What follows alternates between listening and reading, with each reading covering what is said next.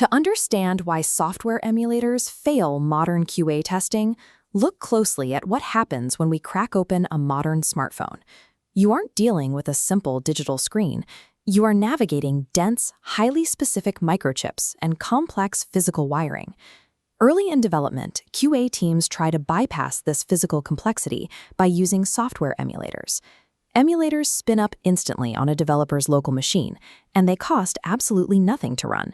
But an approximation of a phone is not a phone. Emulators cannot replicate authentic battery drain. They do not run on the exact ARM CPU architecture of a real mobile device, and they completely miss random physical network drops. This table compares how emulators and real devices handle specific hardware-level stresses. Run the test, and the results are clear.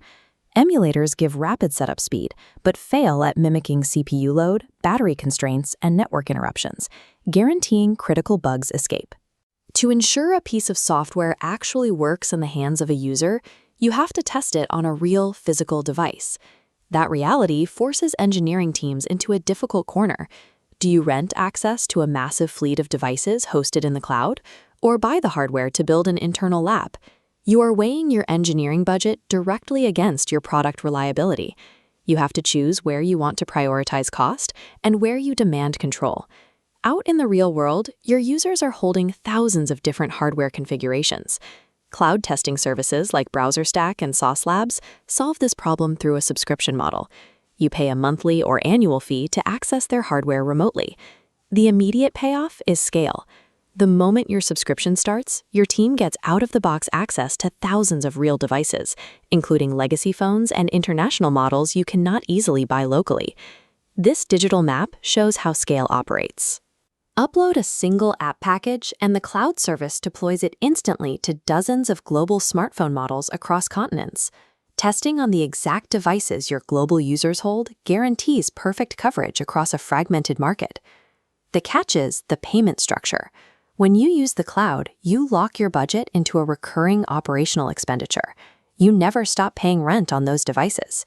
Beyond the financial lock-in, the cloud also has strict technical limits regarding the physical world. Think about an app that requires a physical smartphone to scan a real-world QR code printed on a shipping package. Cloud servers sit thousands of miles away in data centers. They cannot validate physical Bluetooth connections, tap an NFC terminal, or point a camera at objects.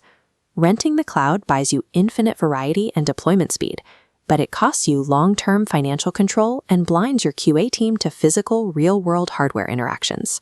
The alternative is bringing everything in-house into a highly restricted environment.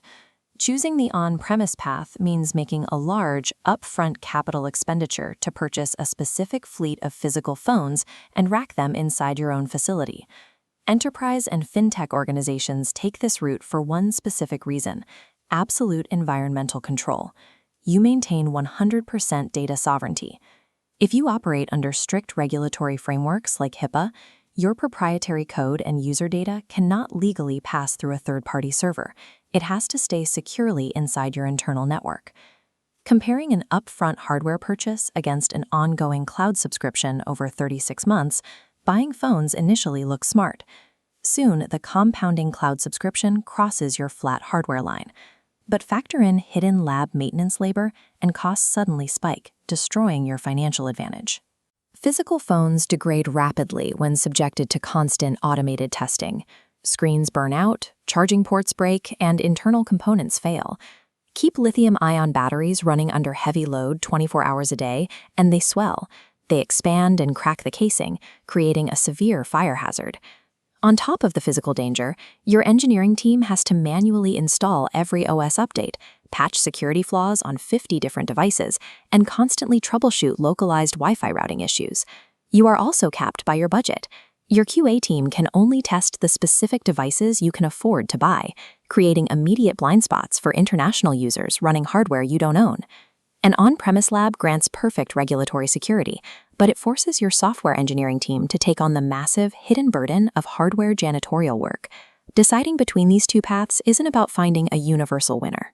The correct choice depends entirely on your specific team scale and business constraints. This quadrant chart maps out exactly where you fit based on your budget structure and your security needs. Agile startups and independent studios sit cleanly in the bottom left. If you are a startup, speed to market is your priority. You accept the trade-off of passing data through third-party servers so you can leverage a massive testing fleet without tying up your capital. Heavily regulated enterprise organizations sit in the top right, prioritizing absolute control over deployment flexibility. To finalize your strategy, ask yourself, are you under strict compliance or testing physical Bluetooth hardware? If yes, your path is set. Build an on-premise lab. If no, and your goal is broad coverage across diverse global devices, you need to rent cloud services. You are choosing between highly scalable, virtual testing and heavily locked down physical testing. Match the architecture to your business stakes. Do not buy devices if your goal is broad coverage, and do not rent the cloud if you are testing secure integrations.